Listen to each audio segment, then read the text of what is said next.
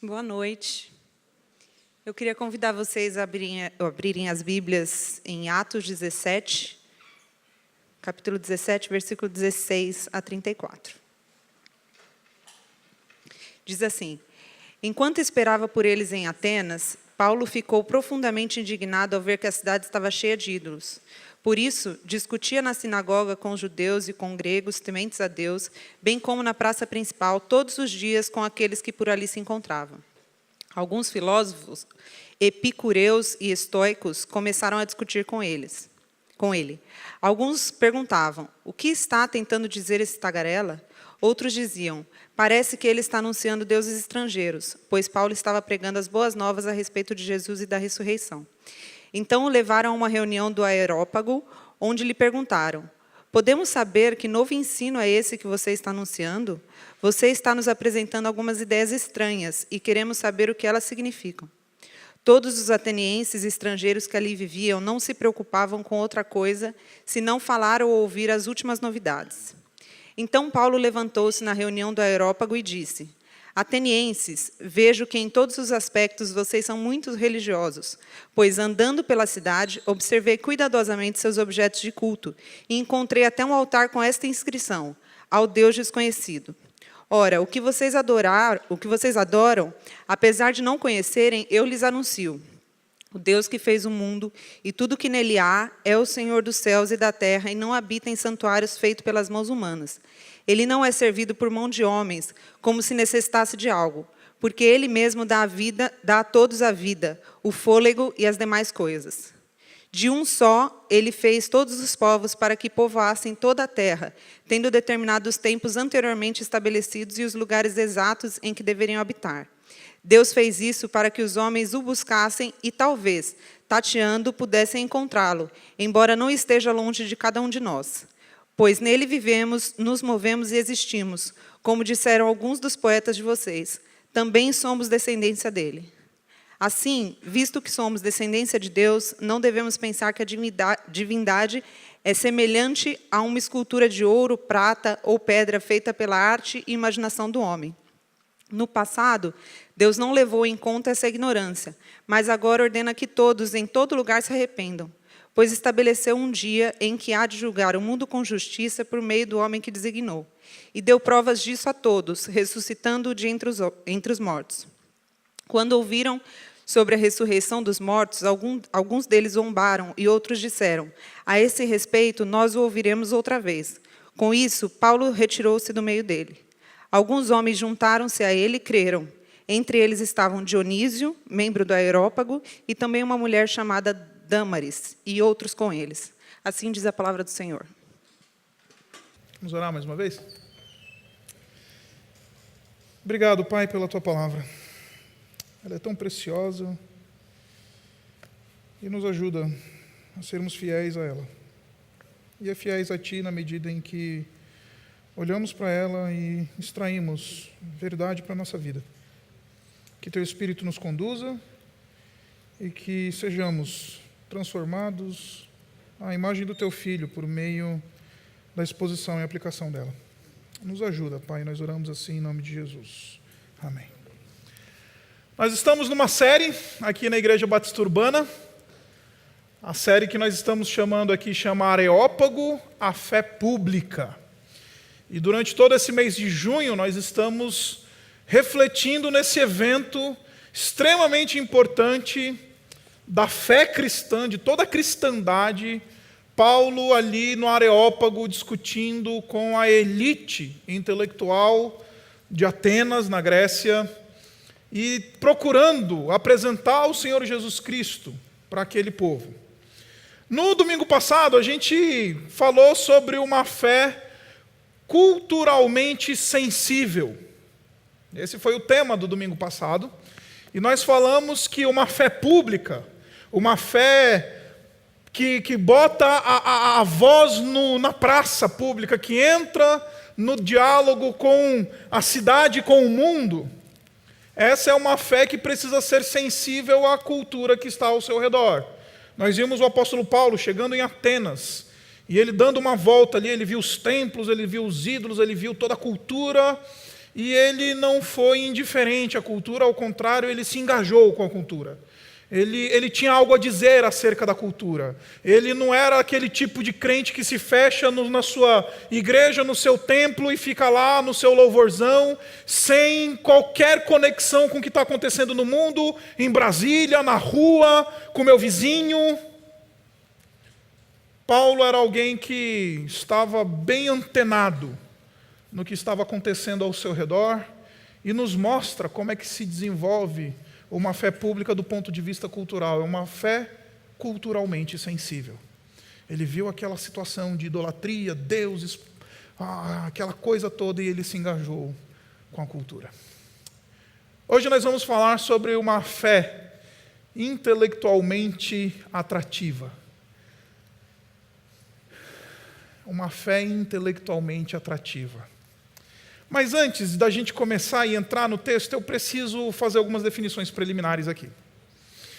Com o advento da modernidade, com a revolução industrial para frente, nós entramos naquele período da história humana, aquele período em que filósofos, historiadores, pensadores categorizam como o período da modernidade.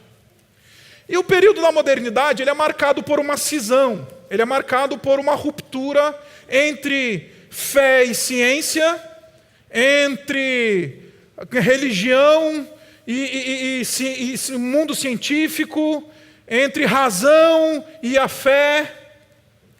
Houve uma ruptura. E por causa dessa ruptura, surgiu um movimento no mundo chamado cientificismo. O nome é difícil, mas o conceito é fácil. O movimento do cientificismo, ele diz uma coisa muito simples. Ele diz que a maneira mais segura da gente conseguir interpretar a realidade e chegar à verdade é por meio do método científico. Porque ciência nada mais é do que a observação e a descrição dos fatos, dos fenômenos e das coisas como elas são. E é uma descrição exata. Então, o mundo passou a funcionar por meio da metodologia científica. O mundo elevou a ciência como o meio mais importante e o meio mais seguro de alguém chegar ao conhecimento da verdade. Sem ciência não há verdade. E por causa disso, tudo que diz respeito àquilo que nós chamamos de metafísico, ou seja, aquilo que está fora da matéria, do físico, que está para além do físico, do que nós chamamos de realidade espiritual ou de mundo espiritual e tudo mais, isso foi colocado à margem e isso foi então determinado como temas do foro íntimo. Então falar de fé, falar de espiritualidade, falar de Deus, falar de religião, falar dessas coisas não é uma coisa científica, é uma coisa de foro íntimo. E então, a fé, a religião, a filosofia metafísica e tudo mais foi colocado no canto como objeto de particularidade e de foro íntimo. Por exemplo, a palavra de Deus ensina que quando a igreja está reunida, os anjos observam este culto, esta celebração. O autor de Hebreus fala que nós estamos rodeados de testemunhas espirituais. Mas a gente não tem, uma categoria científica para poder provar que existem anjos observando o que a gente está fazendo aqui. Não tem, né?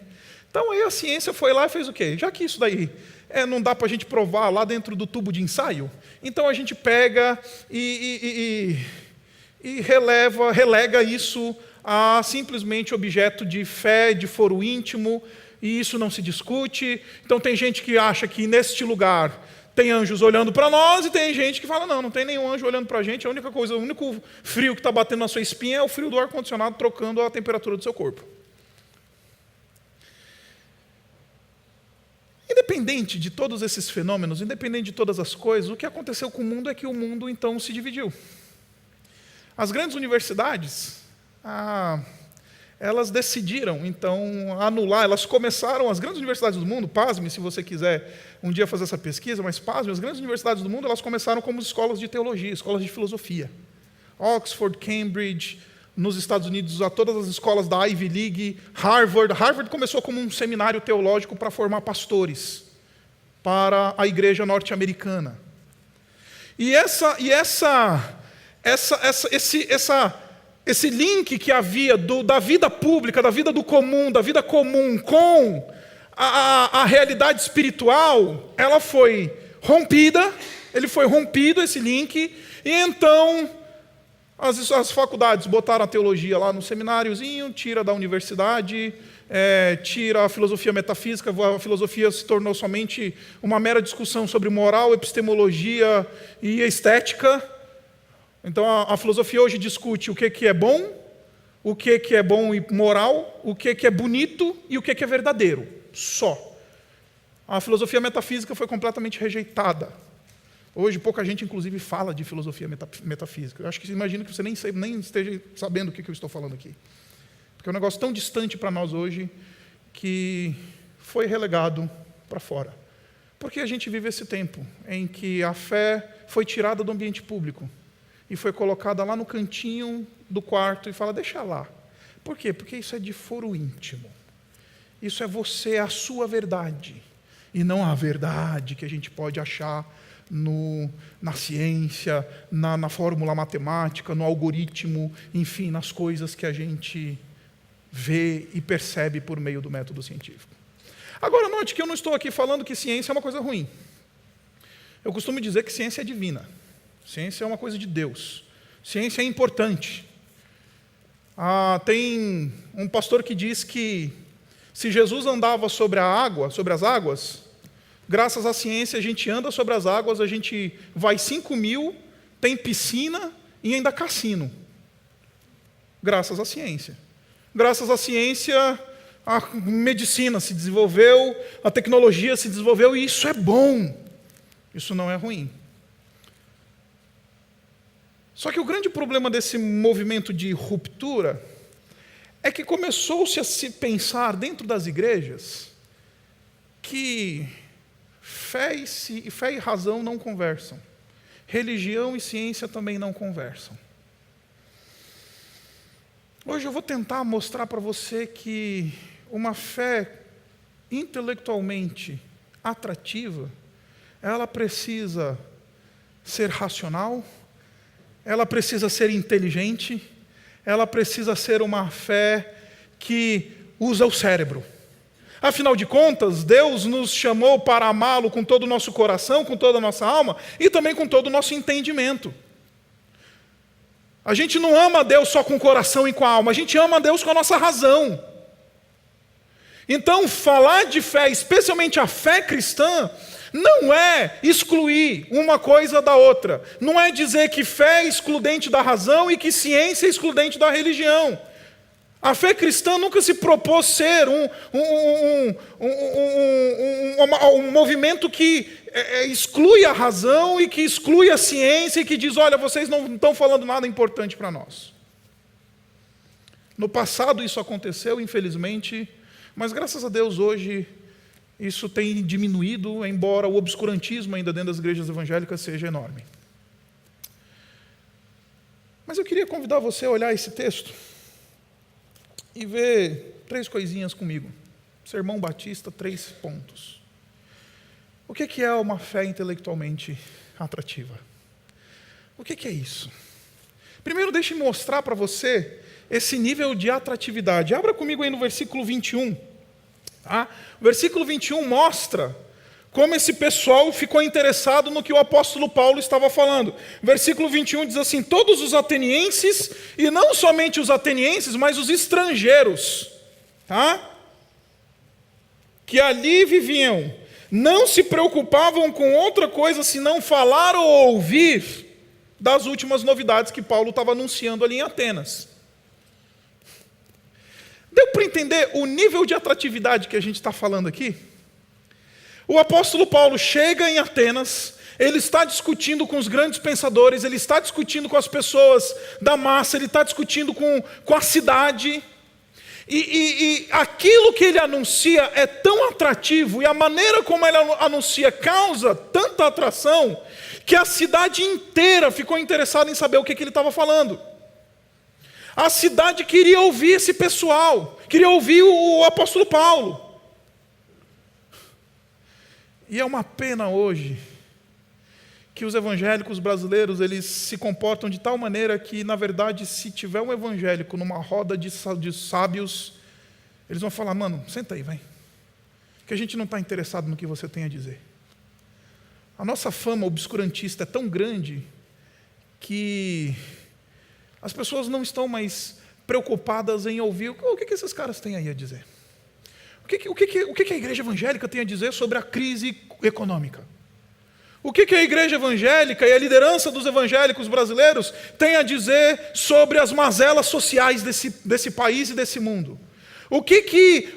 Essa semana eu recebi no Facebook uma mensagem de uma pessoa na minha página. Ele falou assim: Isaac, por favor, se você pudesse pronunciar, seria muito importante para mim. Eu falei: o quê? O que você acha do encontro entre o Trump e o líder da Coreia do Norte?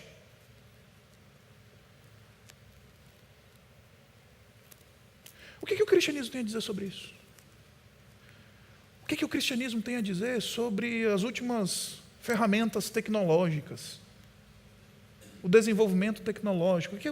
A gente é tão idiota do ponto de vista intelectual e científico que a gente vê a notícia no Google de que o Google lançou um chip intracutâneo e aí eles dizem: isso é a marca da besta. Não, isso não é a marca da besta, é você que é um besta por falar isso. Não põe a marca da besta, o chip da Google não pode pôr na pele, porque isso é a marca da besta. Cala a boca, besta.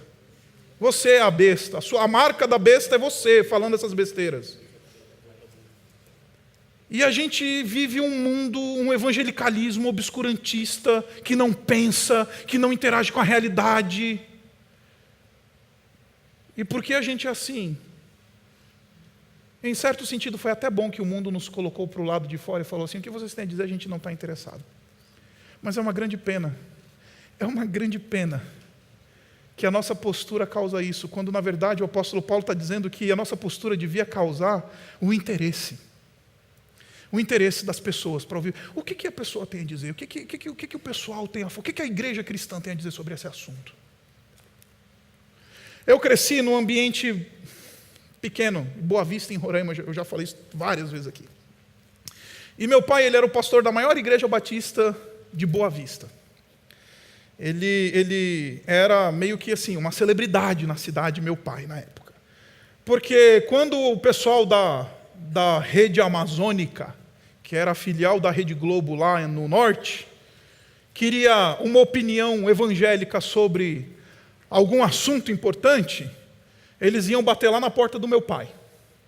E eu cresci vendo o testemunho do meu pai como alguém que entrava na TV e estava lá no jornal local explicando o que é a Páscoa, explicando qual que é a visão dos cristãos sobre o Natal, explicando como que os cristãos veem problemas das chagas sociais e etc. E eu lembro que uma vez meu pai, ele foi convidado para dar uma entrevista para aquilo que é o nosso equivalente do SPTV. Ele foi convidado para dar uma entrevista para falar sobre como é que o cristianismo enxerga a questão da adoção. E é interessante que ele foi lá, falou sobre essas coisas e tudo mais, e o comentário era: puxa vida, tem crente que pensa, né? Tem crente que funciona, usa o cérebro, né?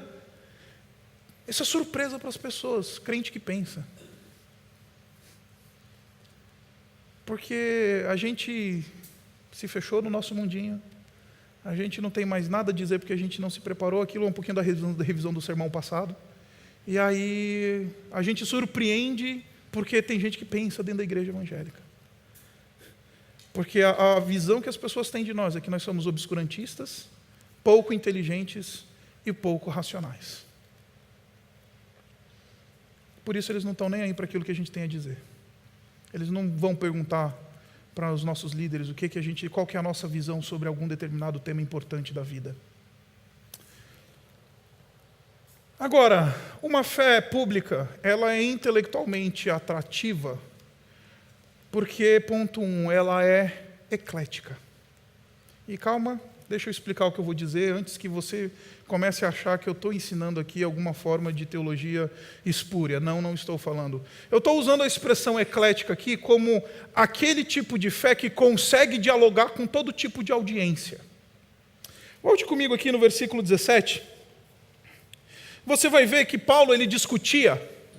Olha só, vamos fazer uma listinha de quem são as pessoas que Paulo discutia. Primeiro, ele discutia na sinagoga com os judeus e com gregos tementes a Deus. Ele discutia com os judeus, que era gente que parecia com ele, porque ele também era judeu, que tinha uma visão de mundo mais ou menos parecida com a dele, que tinha convicções, eventualmente, mais ou menos parecidas com a dele. Então, ele discutia com gente que falava mais ou menos a mesma língua, que pensava mais ou menos como ele, que tinha capacidade de interagir com a realidade da maneira como mais ou menos ele interagia. Os judeus e os gregos tementes a Deus. Mas ele não discutia só com esse pessoal. O versículo seguinte diz para nós que ele também... O finalzinho do versículo 17 diz para nós que ele também foi para a Ágora, e ele discutia com qualquer pessoa que ali se encontrava. Ele discutia com qualquer pessoa que ali se encontrava.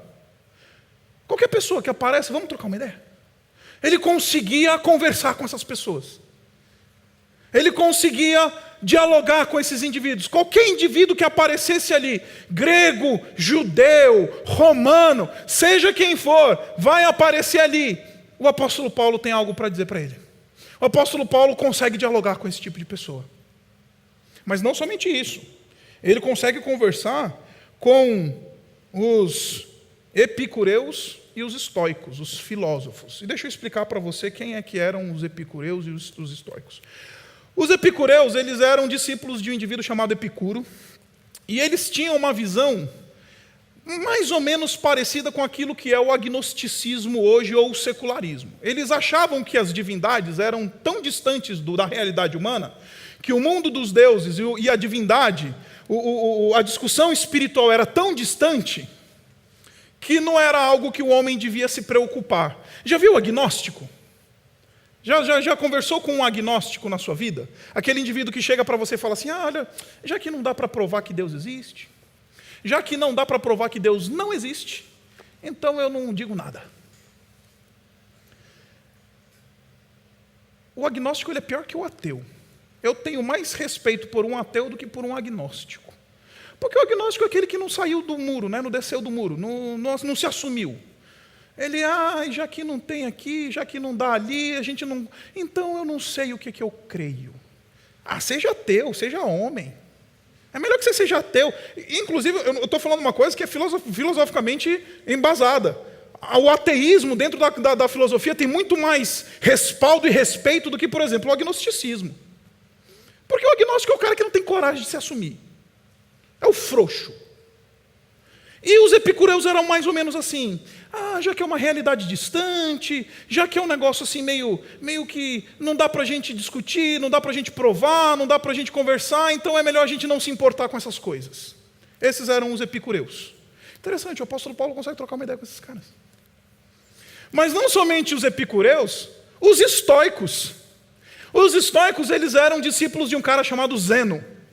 E eles eram o oposto dos epicureus, exatamente o oposto. Enquanto os epicureus eles não tinham interesse nenhum na realidade espiritual, os estoicos tinham todo o interesse, eram todos panteístas, zelosos da sua religião, zelosos de seguir, de honrar os deuses, tinham interesse em dialogar com a sociedade, tinham interesse em trazer os movimentos da religião, da mitologia grega e do panteísmo grego para dentro do mundo. Interessante, o apóstolo Paulo consegue conversar também com esse tipo de gente. Sabe o religioso, o apegado, o cara que você entra no carro dele e está lá o terço, né? Aí você sai, ele tem na carteira o santinho. Ele chega em casa, ele tem lá o altarzinho dele. É o religioso apegado. Interessante, o apóstolo Paulo também consegue conversar com esse cara também. De A a B, de 1 a 10, ele consegue conversar. Ele é eclético no seu discurso.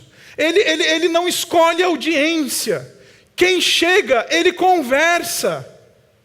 E você já percebeu que a gente gosta de escolher a nossa audiência? Eu já vi que... um negócio que eu tenho muito problema é aquele negócio de igreja para isso, igreja para aquele tipo de crente, igreja para esse tipo de crente, igreja para aquele tipo de crente, igreja do surfista, igreja do maloqueiro, igreja do não sei quem. Por quê? Porque isso daí é a prova de que o cara não consegue dialogar. A igreja de rico, a igreja de pobre, a igreja de coxinha, a igreja de mortadela, a igreja disso, a igreja daquilo. Por quê? Porque não existe mais capacidade de diálogo. Não existe mais competência para diálogo. Não existe mais inteligência.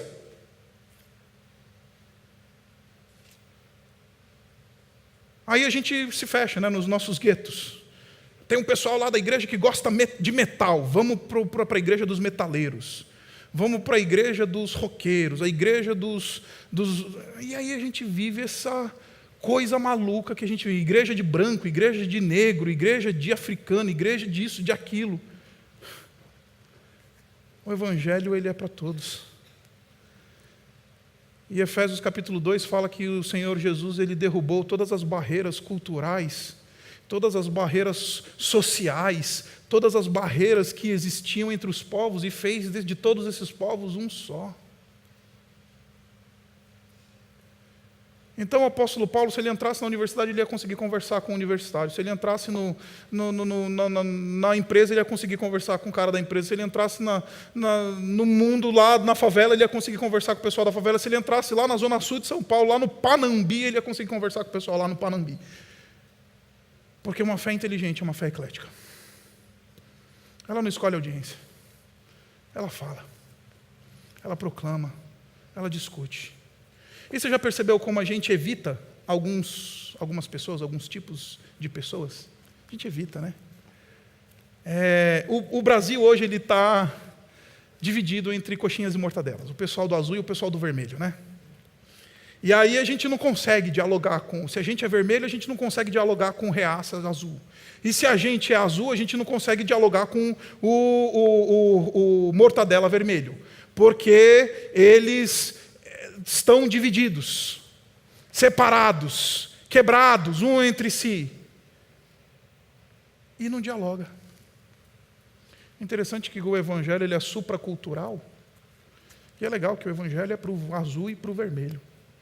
O evangelho regula e avalia o azul e avalia o vermelho. E a gente é assim, gente. A gente é medíocre na nossa capacidade de diálogo. A gente não consegue, a gente prefere falar para aquelas audiências que são mais fáceis para a gente, aquele pessoal que culturalmente está mais perto da gente, que eventualmente tem os mesmos valores que a gente tem, mas ir conversar com aquele pessoal que pensa completamente diferente da gente. Ah, não, deixa o pastor ir lá. Ô, pastor, vai lá. Vou nada. Chegou uma pessoa para mim e falou assim, pastor, você pode você pode conversar com um amigo meu? Eu falei, não. Por quê?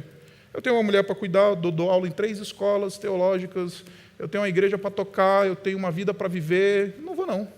Ô pastor, amigão, é teu amigo, a responsabilidade não é minha, é tua. Ah, pastor, você paga mó pesado. Eu falei, você está querendo disfarçar a tua incompetência querendo que eu vá lá. Se você não consegue conversar com ele sobre elementos de fé, o problema não é meu, é teu.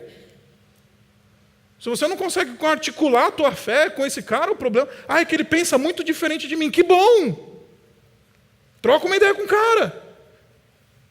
Ah, não, pastor, não sei. Esta bucha não é minha. Agora, a fé cristã inteligente, ela não é somente eclética, mas ela é dialogal. E você deve estar pensando, peraí, você está chovendo no molhado. Não. Olha comigo aí, no versículo 23 diz assim, Paulo está falando com os atenienses, tá? Pois andando pela cidade, observei cuidadosamente seus objetos de culto e encontrei até um altar com esta descrição, ao Deus desconhecido.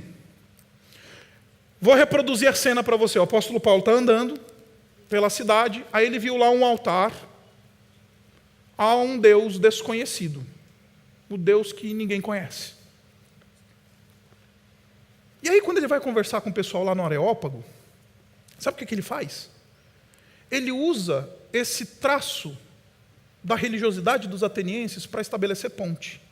E falar, sabe o Deus desconhecido de vocês? É sobre esse daí que eu quero falar. E estabelece uma conexão a partir do Deus desconhecido. E usa o Deus desconhecido dos gregos para anunciar o Senhor Jesus. Os evangélicos, eles chutam a santa, em vez de usarem a santa para estabelecer diálogo. Eles mandam para o inferno o homossexual. Eles se travestiram de uma detenção da verdade, de uma competência erudita, religiosa, e por causa disso eles não mais dialogam, eles fazem proposições e se você não aceitar, o inferno está te esperando. Deu para entender? O apóstolo Paulo, se ele fosse pastor da Universal do Reino de Deus, ele ia pegar o altar do Deus desconhecido e ia queimar o altar do Deus desconhecido, chutar o altar do Deus desconhecido. Sabe aquele negócio que a gente fala, chuta que é macumba? Pois era isso que ele ia fazer. Ele dialoga, ele fala, vamos conversar sobre o Deus desconhecido de vocês. Eu conheci uma pessoa que depois que se converteu, foi benzer e ungir. Todos, não é fala benzer, que benzer é coisa de católico, né? É ungir, linguagem evangélica. Foi ungir todos os santos da família na casa dela. Sabe? Porque tinha lá os santinhos, o pai é católico, mãe católica, todo mundo católico, aí ele fala assim, não, ídolos, não, vou lá. Então aí pega o óleo santo que compra do pastor, que não vale nada esse óleo, só para enriquecer o pastor, pega lá e pinga no santo da igreja. Qual que é o testemunho? Qual que é o testemunho? O testemunho é de obscurantismo, é de falta de respeito, é de julgamento, mas não é de diálogo. Quando o santo está... vamos conversar sobre o santo? Vamos trocar uma ideia, porque é isso que o apóstolo Paulo está fazendo, gente. É diálogo, e não incisão, julgamento. Paulo vai julgar eles. Daqui a pouquinho, próximo domingo, a gente vai conversar sobre uma fé teologicamente íntegra, e a gente vai ver isso daqui. Paulo criticando e eventualmente condenando o sistema religioso dos gregos, mas ele faz isso com respeito, ele faz isso de maneira inteligente, ele faz isso sem negar a verdade do Evangelho. E nos parece que o Evangelho hoje é uma desculpa para a gente andar com a metralhadora na mão e sair matando e condenando todo mundo. Parece que ser crente hoje me dá o direito de eu me tornar a palmatória do universo. E aí todo mundo tem que passar pelo meu crivo de crente. Se não passar, é idiota. Se não passar, é pouco inteligente. Se não passar, é um indivíduo que o capeta está esperando com seu tridente de fogo e o seu rabinho vermelho. O apóstolo Paulo chega lá e fala, eu vi lá que vocês têm um Deus desconhecido, vamos conversar sobre eles? Vamos ver o que... Posso anunciar esse Deus desconhecido para vocês? É alguém que constrói pontes e não muros. É alguém que estabelece conexão e não antipatia e rejeição. É alguém que se posiciona de maneira respeitosa e amorosa e fala, vamos trocar uma ideia? Porque uma fé intelectualmente atrativa, ela não somente é uma fé que é eclética e fala para todos, mas é uma fé que se dispõe ao diálogo e fala, eu estou vendo aí que você curte umas coisas. Tem uma coisa que eu adoro fazer quando eu estou no Uber. Quando eu percebo que o Uber é crente, eu vou evangelizar o Uber. Porque hoje em dia a gente tem que pregar o evangelho para os crentes, né? Não é nem para o pessoal lá fora, é para os crentes. Porque os crentes hoje estão num nível de alienação tão grande que você precisa que eles sejam libertados pelo evangelho, como diz o evangelho, como diz a palavra de Deus. Serão libertos pelo evangelho. Conhecereis a verdade vos libertará. Ele tem que pregar isso para os crentes hoje em dia, porque eles estão aprisionados por um sistema religioso maldito. E aí eu entro no Uber, é muito engraçado, que normalmente o Uber, ele tem lá o tercinho para proteger ele, tem lá sempre algum elemento religioso. Outro dia eu entrei num Uber e vi o cara de quipá. Aí eu falei, opa, vou trocar uma ideia, meu nome é Isaac Siksu. Aí ele viu no perfil lá que aparece o nome do passageiro que ele vai pegar, Isaac Siksu, ele também achou que eu era judeu. Bati mó papão com aquele judeu lá do Uber. Já comecei dando aquela brincada com ele, eu falei, velho, judeu é rico, você está dirigindo Uber, velho? Ele, a coisa está feia, amigo. E bati um papão. Troquei uma ideia com o cara. Perguntei sobre as convicções dele. Aí quando ele falou, pô, eu creio em um único Deus, eu falei, eu estou junto com você, velho. Creio também. Até recitei o Shema para ele em hebraico. Aí ele, nossa, você é da fé? Falei, sou, irmão. Mas eu sou da fé de Jesus. Aí ele, não, eu sou judeu. Uma hora a gente vai ter que se separar, mas deu para entender? Ele está com kippá, eu vou estabelecer o contato, eu vou conversar com ele, eu vou dialogar. Se eu fosse o evangélico lá do obscurantismo, eu ia sentar e falar, tira esse kippá, que esse negócio aí, a sua religião está errada. Você não aceita a trindade, então você vai para o inferno.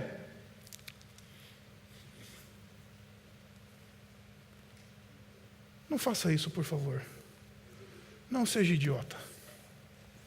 Não seja o evangélico teologicamente idiota. Seja o evangélico que tem uma fé intelectualmente atrativa. Terminou a conversa com o homem do Uber, eu falei assim, cara, eu tenho certeza que um dia a sua fé vai te desanimar, vai te constranger e não vai responder todos os teus dilemas. Está aí o meu perfil aí, ó. Você sabe até o número do meu celular. No dia que você perceber que a sua religião não responde todas as perguntas, me liga. Isso pode ser daqui a amanhã ou daqui 1000 anos. Mas é bem possível que esse indivíduo me ligue um dia. A mesma coisa fiz com um parente nosso, um priminho que a gente tem, que virou ateu. Eu sou ateu agora. Eu falei, beleza, você é ateu? Tranquilo, te respeito. E ele chegou assim meio receoso, porque a família inteira da minha esposa é católica, nós somos evangélicos na família, e aí então ele veio meio receoso de falar assim, eu sou ateu e não sei o que, brará. Aí eu cumprimentei ele e falei assim, cara, ó, um dia o teu ateísmo não vai responder todas as perguntas. No dia que não responder, liga para mim. Ele falou, tá bom. Eu não tenho dúvida, vai ter uma hora que ele vai me ligar.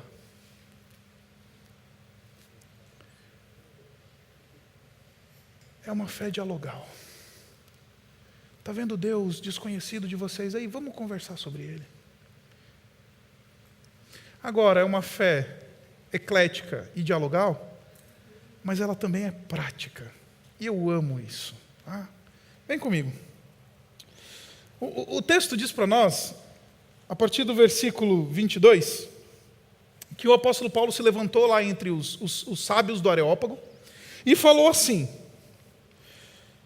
atenienses, vejo que em tudo, em todos os aspectos, vocês são muito religiosos. E a gente acha que o apóstolo Paulo está falando de teologia aqui, só porque na frase tem a palavra religioso. Não, o apóstolo Paulo está fazendo uma avaliação do estilo de vida das pessoas. Ele está fazendo uma avaliação de como eles são. Olha, eu estou percebendo que você tem o cabelo vermelho, que você curte essa banda, eu estou percebendo que você é desse jeito, eu estou percebendo que você trabalha em tal empresa, eu estou percebendo que você é religioso. O apóstolo Paulo, ele não está fazendo uma avaliação teológica dos atenienses, ele está fazendo uma observação do estilo de vida desses indivíduos. Olha, eu estou vendo que você é São Paulino. Eu estou vendo que você é corintiano. Eu estou vendo que você gosta de tal tipo de música. Eu estou vendo que você gosta daquele tipo de música. Ele faz uma constatação do estilo de vida das pessoas e ele busca aplicar o evangelho do Senhor Jesus Cristo ao estilo de vida delas. O que eu estou querendo dizer para vocês, gente, é que se o Evangelho não sair dos nossos livros de teologia, ele não serve para nada. Se o Evangelho não fala da maneira como eu torço para o meu time, da maneira como eu trato a minha mulher, se o Evangelho não diz nada sobre como eu me relaciono com os meus filhos, ou como meus filhos se relacionam comigo, se o Evangelho não fala nada sobre a minha carreira do trabalho, se o Evangelho não fala nada sobre os gostos pessoais que tenho, querido e minha querida, vá embora dessa igreja amanhã. Porque ele não serve para nada, então. O apóstolo Paulo está aplicando na realidade deles. E está dizendo, o que eu tenho para dizer para vocês é prático. É sobre a vida de vocês. É sobre como você lida com os teus filhos. É como você lida com a tua realidade. É como você lida com o trânsito na marginal. É como você lida com... É prático, tem cheiro de vida, tem pó da vida na conversa. E você já percebeu como o crente gosta de sentar numa roda, em vez da gente falar sobre a vida, a gente fica falando sobre a doutrina da expiação limitada. A doutrina da circuncisão. A doutrina da apropriação e redenção. A doutrina da depravação total. A gente senta e fica falando... O apóstolo Paulo, eu acho que ele ia odiar ser um evangélico brasileiro. Porque ele não está preocupado com essas coisas, ele está falando da vida da pessoa. Se o Evangelho é o Evangelho, então ele tem algo a dizer sobre tudo. Desde a roupa que eu visto, até aquilo que eu defendo, até as minhas convicções mais importantes. Se o Evangelho propõe um Senhor sobre tudo, sobre todos, isso significa que o Evangelho precisa entrar em todas as áreas da vida. O apóstolo Paulo, ele chega e começa a conversar com eles, e ele não chega num discurso teórico. Ai, veja bem, isso, aquilo. Ele fala assim, eu estou vendo que vocês são assim. Eu estou vendo que você não trata bem a tua mulher. Eu estou vendo, atenienses, que vocês não estão sabendo lidar com esse novo movimento aí de não vamos dar palmada nos nossos filhos. Ah, eu estou vendo que você não está sabendo lidar com as últimas propostas aí do mundo. Ah, eu estou vendo que você está com problema. Vamos conversar. Vamos dialogar. Porque o Evangelho diz respeito à vida. Diz respeito à prática. Se você vem para a igreja só para encher a sua cabeça e não mudar, e não permitir que o Evangelho chegue em todas as áreas da sua vida, eu repito, vá embora. Tem um monte de igreja aí que você pode visitar, porque aqui na Urbana a gente não quer evangélico de discurso, a gente quer gente que pega o Evangelho e fala, eu vou aplicar em tudo na minha vida. Do mesmo jeito que tem aqueles idiotas que vêm me procurar na minha rede social, às vezes, para fazer perguntas idiotas, tem gente muito interessante que vem fazer pergunta muito importante, muito interessante. Recebi uma mensagem acho que umas 3 semanas atrás, de um rapaz que trabalha no mundo financeiro. E ele falou assim para mim, pastor, eu fui convidado para trabalhar como um especulador do mercado. E eu não sei se você sabe, mas o especulador de mercado, ele vive e ganha dinheiro em cima de especulação e muitas vezes de informações que não são verdadeiras. E aí ele falou, é ético da minha parte ser um especulador do mercado financeiro? Eu falei, rapaz, esse é o tipo de pergunta de alguém que está querendo correlacionar o Evangelho, aquilo que crê, com aquilo que faz. Eu posso ganhar muito dinheiro vendendo mentiras para ações descerem ou subirem. Eu posso ser alguém envolvido com isso daí. Eu elogiei, eu falei, cara, obrigado pela pergunta. Porque a igreja evangélica brasileira precisa de gente como você, que quer correlacionar o que crê com aquilo que faz. Porque 90%, até mais, dos evangélicos brasileiros acham que o evangelho é ir para a igreja, ver o pastor falar alguma coisa, cantar umas músicas bonitinhas e ir embora. Aí quando vem um crente e me pergunta, o que o Senhor Jesus tem a dizer sobre o meu envolvimento com o mercado financeiro nessa capacidade? Uau, que coisa linda! O que o Senhor Jesus tem a dizer da minha prática lá no trabalho? O que o Senhor Jesus tem a dizer sobre aquilo que eu faço com os meus filhos? É a maneira como eu os educo. Os valores que eu estou incutindo neles. O que o Senhor Jesus Cristo tem a dizer na maneira como eu uso a internet? Ou a maneira como eu dirijo? Ou sobre as coisas que me deixam irritados? O que o Senhor Jesus Cristo tem a dizer sobre essas coisas? Uma fé intelectualmente atrativa, ela é eclética, ela é dialogal e ela é profundamente prática. Por isso que eu acho lindo o Evangelho, porque o Evangelho ele é sobre aquele indivíduo que fala assim, pastor, eu estava afundado na pornografia, não estou mais, o Evangelho me libertou. Pastor, eu não sabia lidar com as minhas finanças, eu gastava meu dinheiro de maneira errada, não sabia ser uma pessoa que administrava bem os meus recursos. Hoje o Evangelho me ensinou a fazer isso. Não vivo endividado, graças a Deus tenho administrado bem os meus recursos. Pastor, meu casamento estava uma porcaria. O Evangelho veio e transformou. Pastor, eu tinha um problema com isso e com aquilo. O Evangelho me curou. Uma fé intelectualmente atrativa, ela bota no chão da vida o que o Senhor Jesus Cristo fez por nós. Ela coloca na prateleira de baixo e explica como funciona na prática. Uma fé intelectualmente atrativa responde os porquês não da vã filosofia e dos mistérios que a vã filosofia muitas vezes querer resolver. E às vezes fala daquilo que a gente precisa, né? Então, meu irmão e minha irmã, eu vim essa noite dizer para você, não é preciso ter um QI de 200 para ser um crente inteligente. Não é preciso ser alguém com diplomas para exercer uma fé intelectualmente atrativa. Não é preciso ter ido para Harvard para conseguir articular sua fé e aplicar ela na sua vida. Basta ter a disposição de conversa e de diálogo e querer pegar esse negócio que nós chamamos de Evangelho e aplicar na realidade. Quando eu saio por essa porta, como é que o Evangelho vai regular os meus pensamentos, a minha ação e a minha vida na segunda-feira de manhã, quando eu entro no carro para ir para o meu trabalho? Uma fé prática. Eu com isso não estou desprezando estudar, conhecer profundamente ao Senhor. Domingo que vem eu quero propor exatamente isso para você.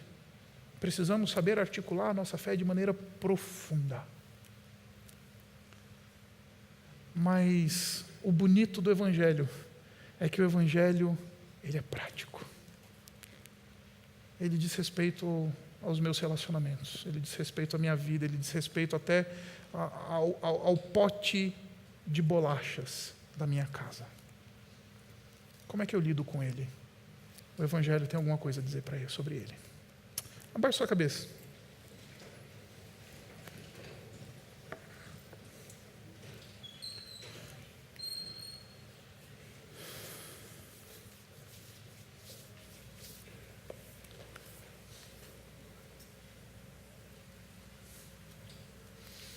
Os atenienses ficaram profundamente interessados naquilo que o apóstolo Paulo tinha a dizer, porque aquilo que o apóstolo Paulo estava falando tinha implicações profundas na vida deles. Aquilo que o apóstolo Paulo estava anunciando tinha raízes fincadas no mais fundo da alma daquelas pessoas. Por isso que ele era intelectualmente atrativo. O apóstolo Paulo estava anunciando um evangelho que não era de discursos, não era de silogismos, não era de filosofias, mas era algo prático, que tocava o mais profundo da alma das pessoas. E por isso mexe, ninguém é indiferente ao Evangelho. Quando chega a proclamação do Evangelho, não dá para ser indiferente por causa disso, porque ela toca os mais profundos da nossa alma, da nossa mente, do nosso coração. Então, eu queria essa noite fazer um desafio muito simples. Convide o Senhor Deus, por meio do seu Espírito, essa noite, a falar assim, a tratar na sua vida de maneira a você dizer assim: Senhor, faz da minha vida o primeiro ambiente onde o Evangelho muda tudo. Porque quando eu entrar lá naquele mundão lá, e eu falar do Evangelho, eu seja intelectualmente atrativo, porque eu respondo perguntas que estão sendo feitas, de fato. Porque eu quero ser um instrumento teu para conversar com todos aqueles que vêm na minha frente. E para dialogar, e não me colocar numa postura de Senhor e dono da verdade, mas me colocar numa postura de servo, como fez o teu filho. Então me ajuda essa noite a desenvolver uma fé intelectualmente atrativa, na medida em que eu permito que o Evangelho transforme a minha realidade. E Ele transformando a minha realidade, Ele possa me fazer um instrumento nas Tuas mãos. Obrigado, Pai, por essa noite. Obrigado pela Tua palavra. E ajuda-nos a exercer uma fé pública, que é sensível, mas também é atrativa, que dialoga, que conversa, que aplica no mais profundo do nosso ser e da nossa alma, que entra onde não dá para entrar nada. E Pai, que essa noite a gente possa perceber a beleza prática do Teu Evangelho e do Senhor Jesus Cristo, e que isso nos transforme, e que isso nos modifique, que isso nos leve a um cristianismo de impacto verdadeiro, um cristianismo bíblico, conforme a Tua palavra ensina. Nós oramos assim no nome do Teu Filho. Amém.